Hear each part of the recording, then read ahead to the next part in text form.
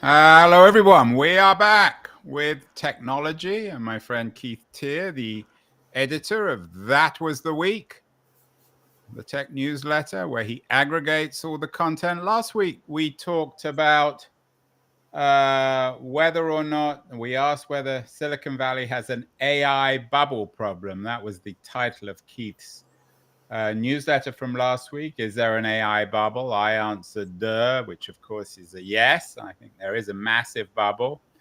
And this week, though, Keith, you have the rise of the algorithms. So, what is it? An AI bubble or the rise of the algorithms?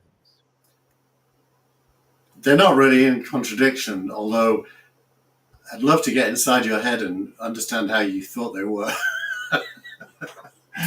I Well, mean, if there's an AI bubble and then we have the rise of the algorithms, it's got to be one or the other because AI is algorithms. So either the algorithms are rising, it's a genuine rise, or there's a bubble, or maybe well, both. I mean, I know you're looking at this from an investment point of view too. remember that you said there's an AI bubble, but I said my answer You was, thought there could be one, which means that for an optimist like you, there probably will be one.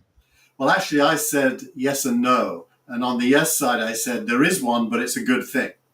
And the rise of the algorithms is a good thing as well. Well, the rise of the algorithms is all about the main news story this week, actually, which is that BlackRock, which is the largest investment company in the world, has spent $3 billion plus buying a company called Preqin. Preqin is a company formed in London quite a number of years ago, 20 or 30 years ago, that is one of the companies in the space of data for private company investing, a little bit like Crunchbase. And $3 billion is a big price tag.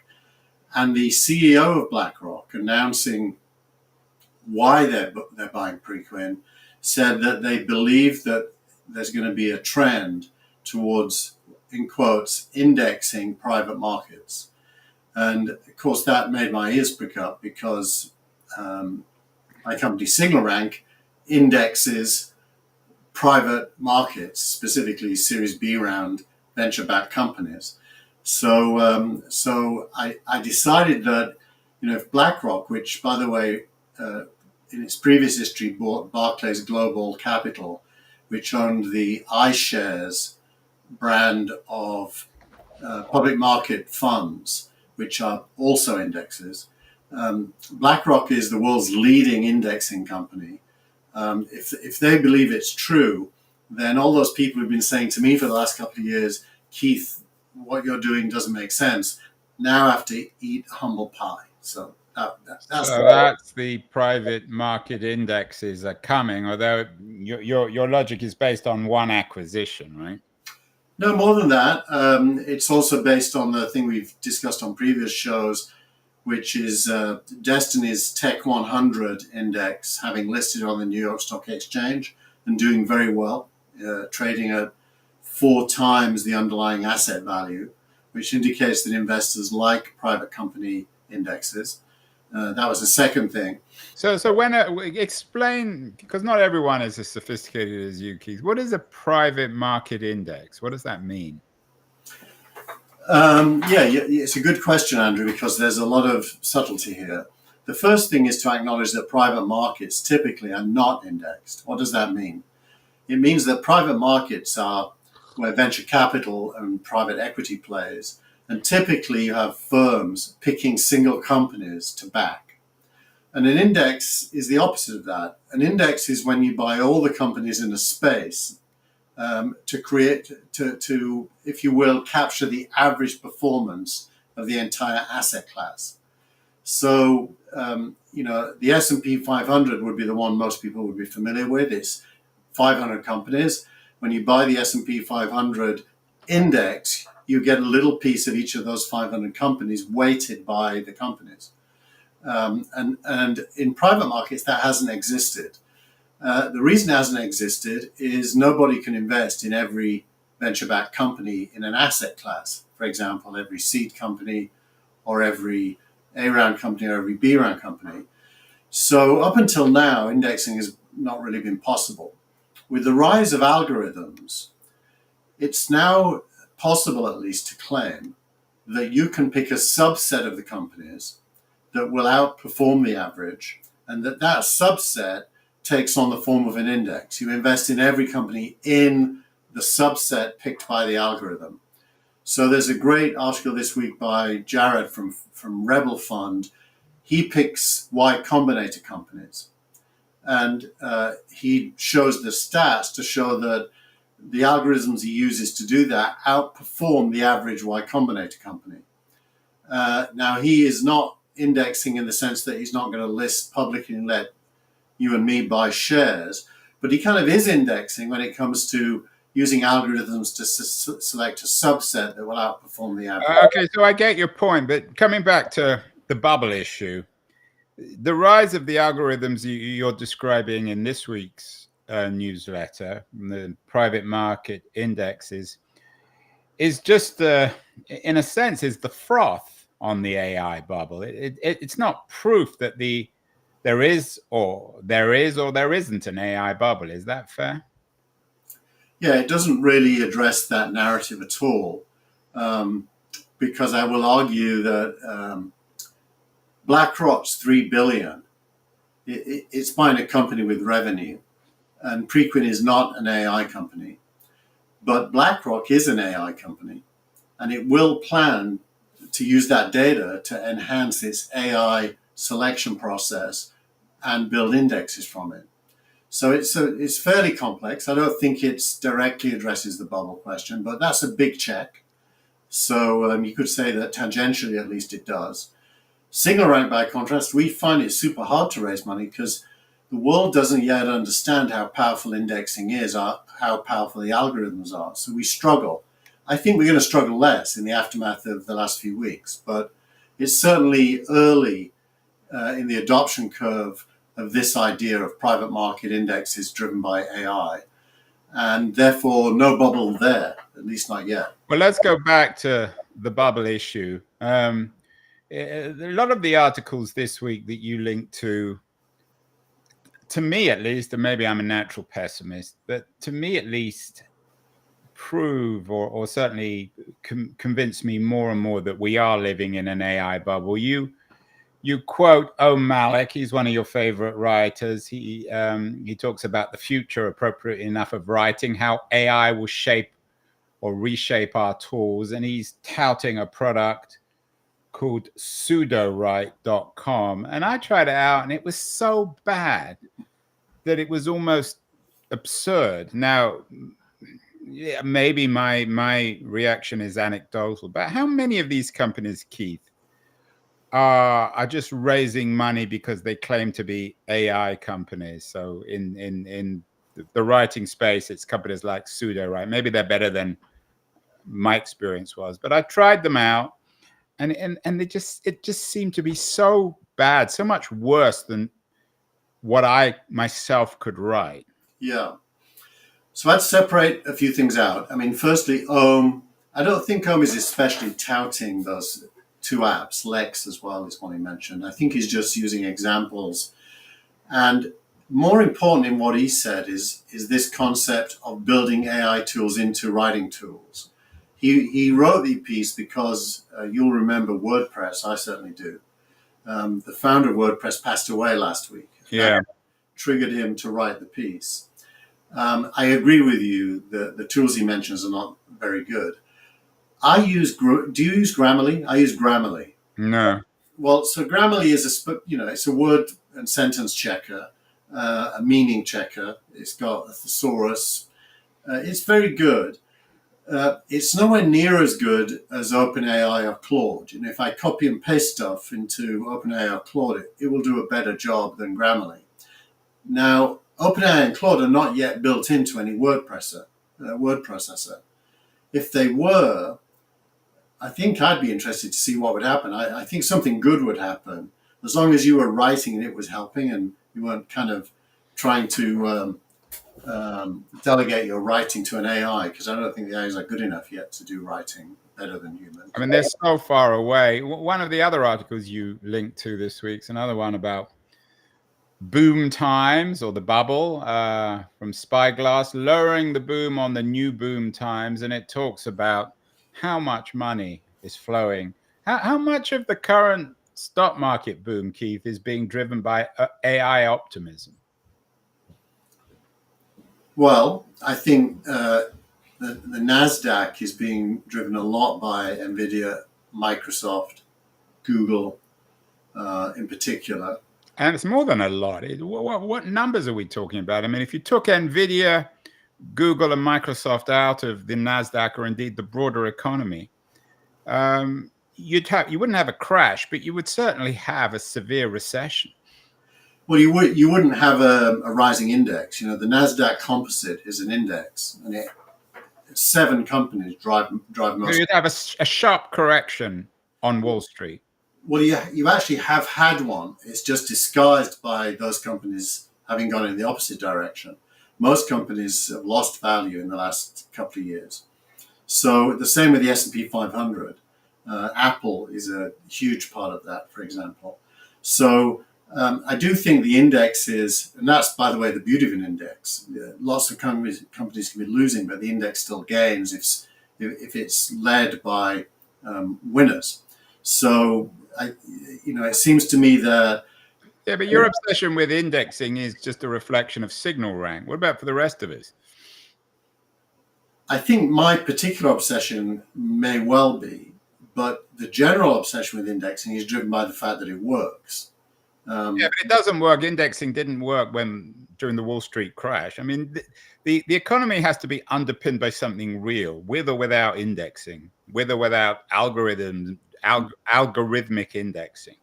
So I'll explain. This has to be real, and at the moment, it just strikes me as being increasingly fictional.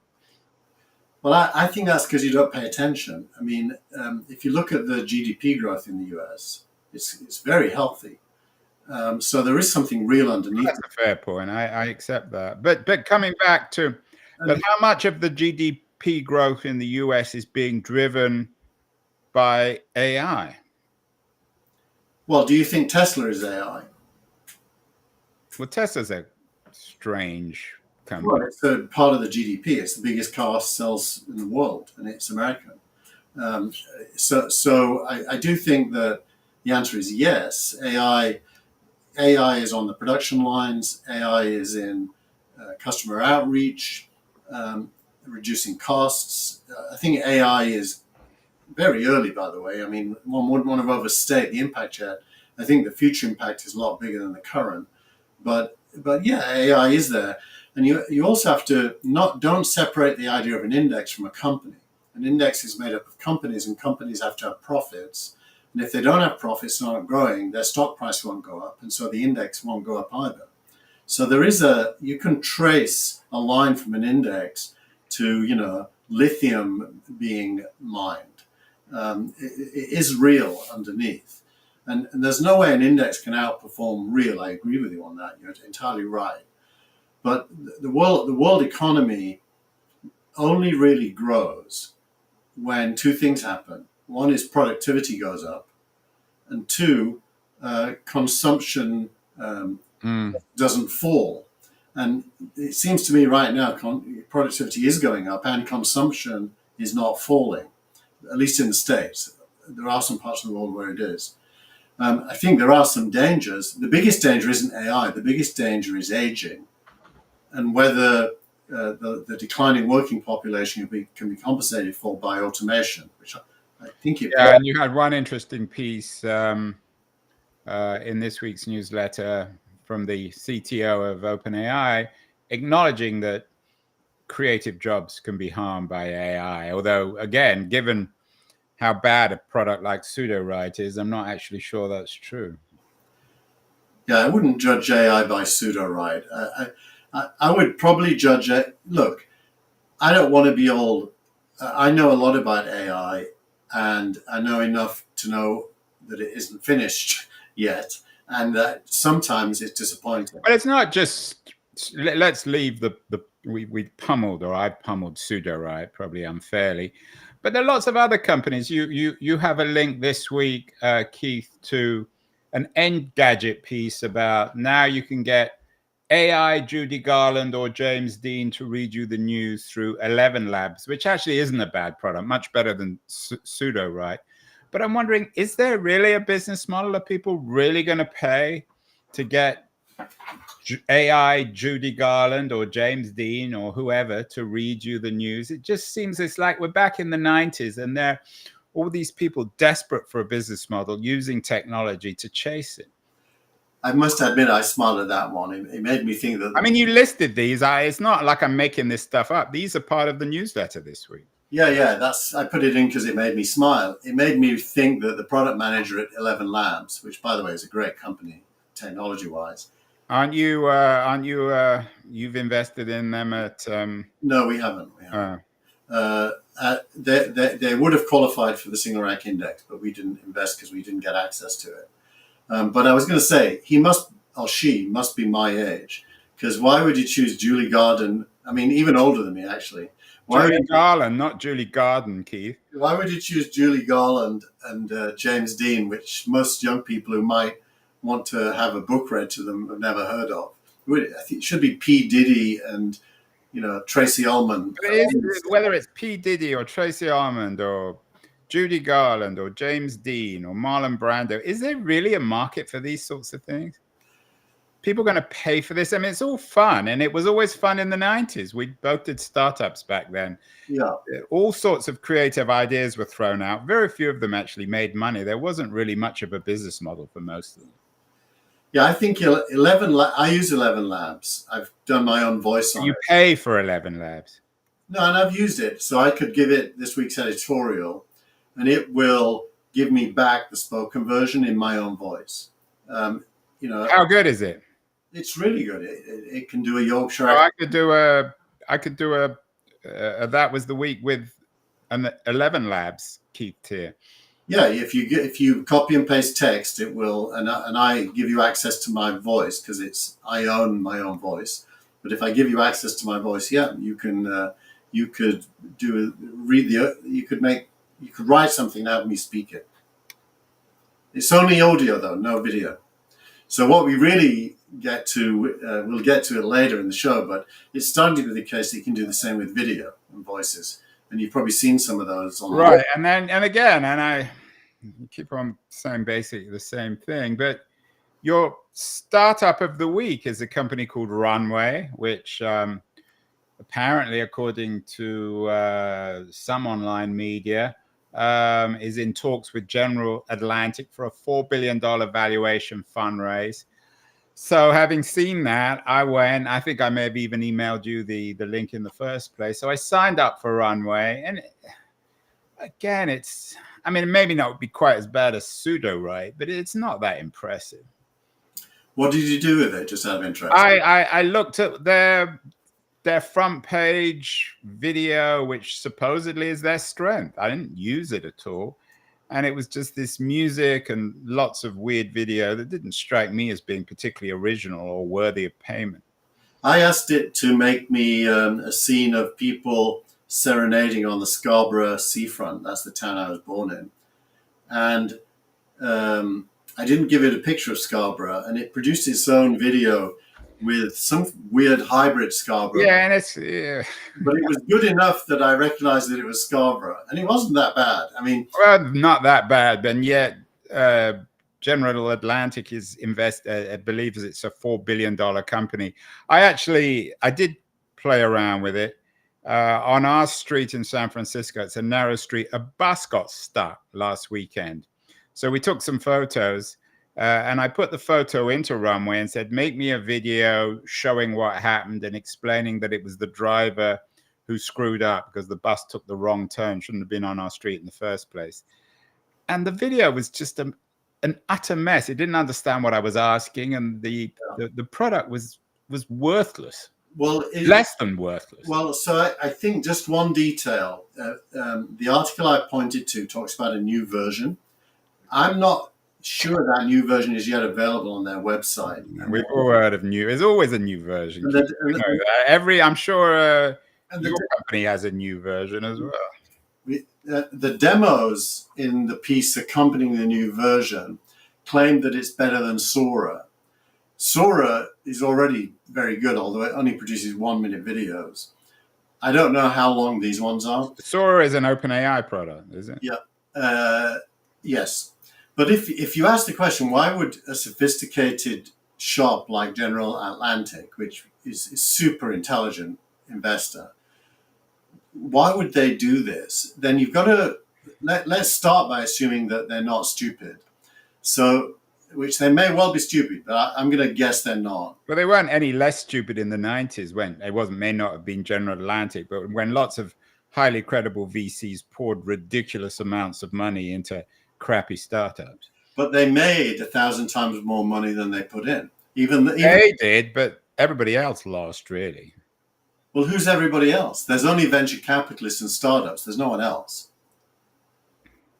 Well, if you want to go back to the 20s, maybe this would or wouldn't create a stock market crisis, but if, as I suggested earlier, the big tech companies like Nvidia and Google and Microsoft are being radically overvalued because of this AI boom, ultimately the correction won't just affect the startup environment, but everybody. No, I think that's too gloomy. I mean, I'm prepared to be nuanced about what could happen, and I certainly think all bubbles end in crashes. So I don't disagree with you. But are you acknowledging now there's a bubble? I've always said it's a bubble, but I think it's a good thing. I think bubbles are good. Bubbles indicate opportunity. If there's no bubble, then there's no excitement. So was the tulip boom in a bubble? Was that a good bubble, or was the bubble in the 20s around the American automotive industry, was that a good bubble? I think I don't know enough about the tulip one, but my instinct would be that was nuts. The automotive one and the railways ones, I think, were not nuts. Because why? Well, but, if you take the really long term, it's the Keynes argument or joke that in the long term we're all dead anyway.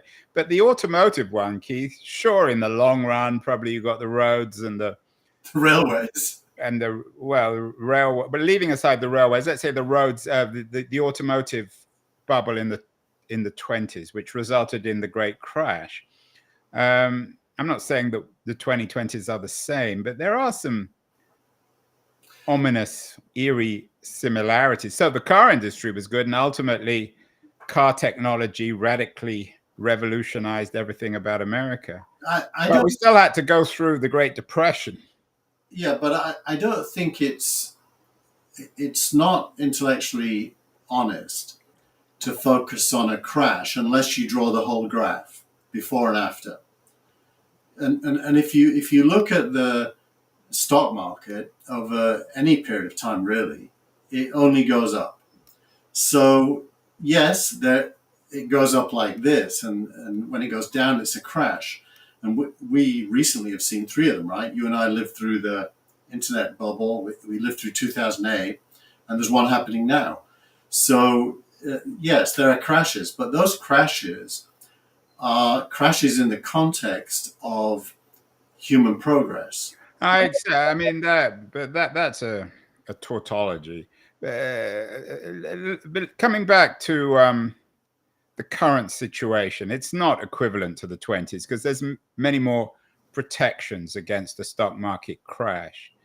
But what's the worst that can happen, do you think, in the current environment? I mean, I know the Google numbers because my wife works for them. I mean, their stock has gone up almost 200% in the last couple of years, and it's basically the same company.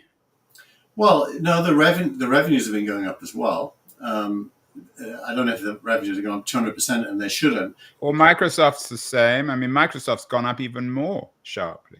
Yeah, but if you do the math on the growth in revenue and profit, and you look at the multiplier effect, how much does your stock gain for a certain amount of profit? I don't think it's disconnected and got out of whack. So what's the worst? Okay. What's the worst that could happen if there is a really, really sharp correction later this year or next year in the stock market, in the public stock market? That some of the gains you've already made won't exist anymore. Well, that goes without saying. So the worst that can happen is you're still gaining, but not as much. What happens if the stock market goes from the Dow goes from 40,000 to 20,000? Which has happened in the past. I mean, that means $1 million becomes $500,000, right? So I don't think any of these things are life-threatening. I think it's part of capitalism. I'm not really sure what you want in, rather than this. But to me, it's part of capitalism that you speculate to accumulate. I'm okay with that. There's many things about capitalism I don't like, but speculating to accumulate, I'm okay with. And venture capital is where the most extreme speculation happens because that's how it's designed. So let's go back to the algorithms and the AI revolution. There's clearly massive froth. What is real? OpenAI is real. The Google and Microsoft applications are probably real. What else is real, Keith? Well, I think I can tell you one thing that isn't real. It isn't real that lots of money is going into AI. That's a myth. Lots of money is going into these companies you just described as real. But actually, small AI companies, I find it almost impossible to raise money. You mean the pseudo? Well, what about Runway?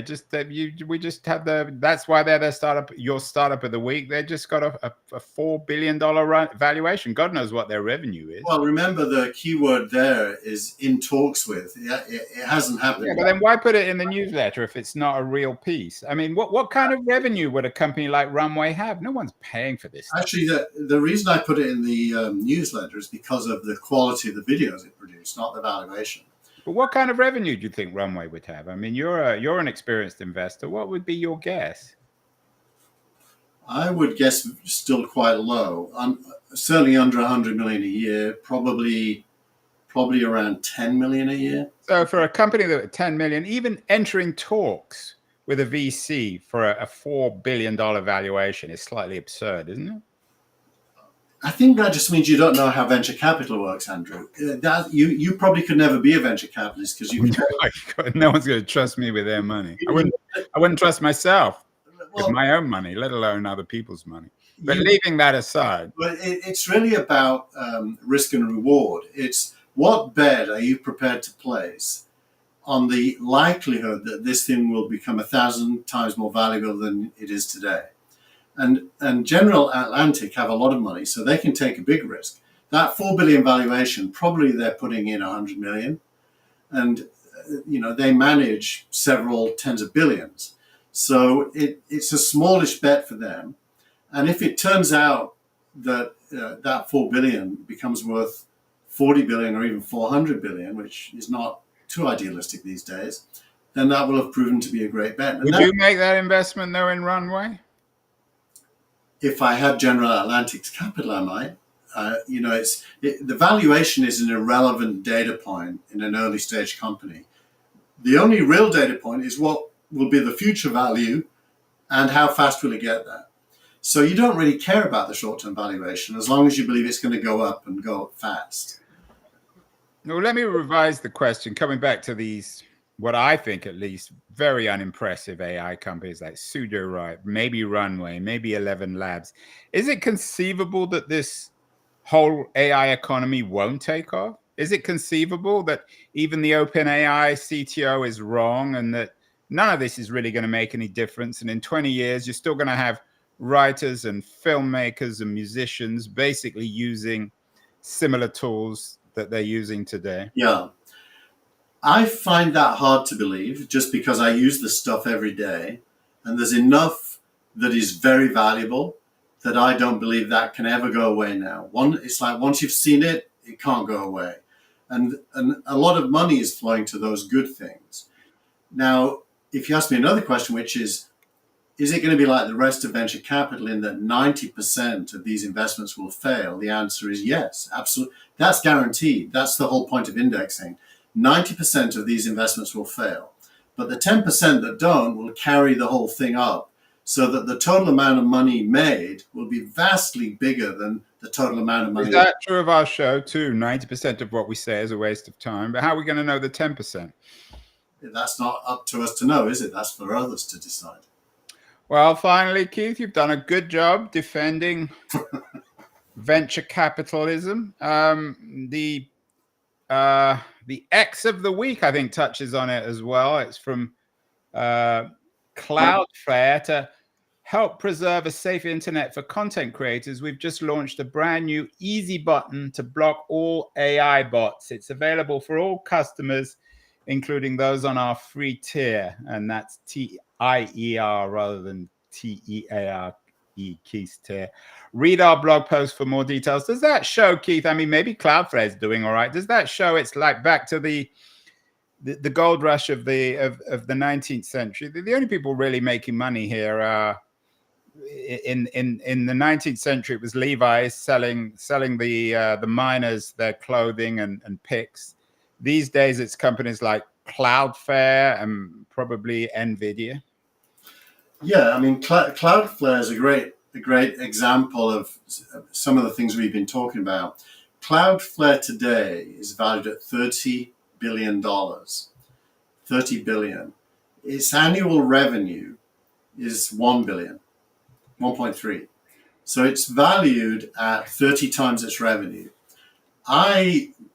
Matthew Prince and Michelle Zeitlin, who were the two founders, I was their mentor at Sequoia Capital when they did TechCrunch Disrupt in, I'm going to guess it was 2012-ish, when they got their first investment, and people said, how could you value that company?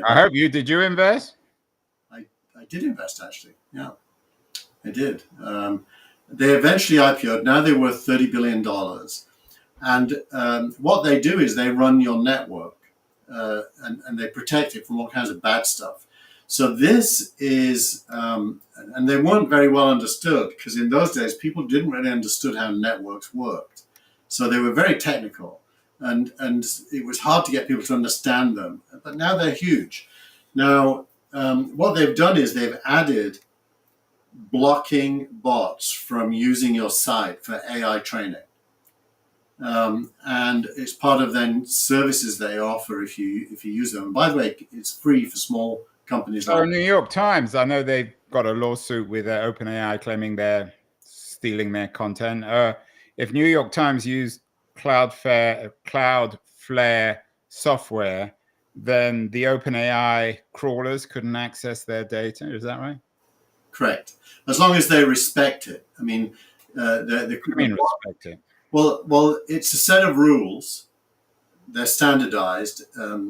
Technically speaking, you put a file on your server called robots.txt, and you put rules in there, and everyone usually agrees to play by the rules, which is if it says no, you, Mr. OpenAI, you don't have permission, then the OpenAI crawler won't look. That's the way it works. I don't know if that's exactly what Cloudflare have introduced. It sounds like they've added. There's a real, to be fair, I've been rather negative today. The Cloudflare is a real product. It's not like Sudowrite or Runway or 11 Labs. It's not speculative. There's a real demand for what they have. But again, it goes back to the success of a company like Levi's in the 19th century, selling clothing to the miners. I think that's true. It's also true that OpenAI sells models to developers. You've often pooed this, but it seems as if the real interesting model for what's going on was the success of Cisco in the 90s, who, in a sense, I guess, it was a network company much more powerful than Cloudflare that was driving the 90s boom in the same way as NVIDIA now is driving the 2020s boom. Yeah. And when you look now, I don't know what they're doing now. Cisco is worth 190 billion, so it's worth, divide that. A lot. Your startup's worth more than that, isn't it, Keith? I wish. That would be nice. That would mean I'd build. But at one point, Cisco was the most valuable company in the world in the 90s. And now it's tiny because Microsoft's worth trillions, 190 billion. And do you think in 20 years' time, the fate of NVIDIA will be that of Cisco? There'll be just another company? Well, what's happened, actually, Andrew, is the value of software has grown relative to the value of hardware. Cisco is a hardware company, and the cloud has virtualized hardware, so that the biggest companies in the world now are software companies, because most money is spent on software, not on hardware. hardware has become commoditized and sold. The service providers buy it to provide you Right. with a cloud service. So I assume Cisco probably now is more and more of a software company too. A good example would be well, not really. It's still most of its revenue comes from hardware. But if I bought an NVIDIA GPU today for $30,000, which is roughly what they cost, if I can put it into a computer and run it, I can get that $30,000 back in 3 months. And the rest of the year, I'm making a profit because the software running on it is more valuable than the hardware. You sound like an NVIDIA salesman, Keith. We are having a break for the next 4 weeks because Keith and I need a break. It's summer. It's summer, and summer is not a time to worry about technology. But to end, Keith, because we won't talk again until August, a couple of questions. There'll be a month's time. What's the chances in a month that the entire world economy will have crashed? 0. No. 0? 0. What are the chances that England will win the Euros? Also 0. And finally, what are the chances that Joe Biden will still be running for president? Sadly, quite high. At least 50%, probably higher. It should be 0. Well, those are a reflection of my concerns. What about for you? Any? I'm always asking you the questions. Any reverse questions? What should we be looking for in the next month? What's interesting? My question would be, will Manchester United buy anyone in this transfer window? And my response to that is nobody cares except Manchester United fans. But I haven't got any real, I'm pretty decent at medium term and long term. I suck at short term. Well, isn't a month? That's long term. Isn't that a century, a month in Silicon Valley for most people?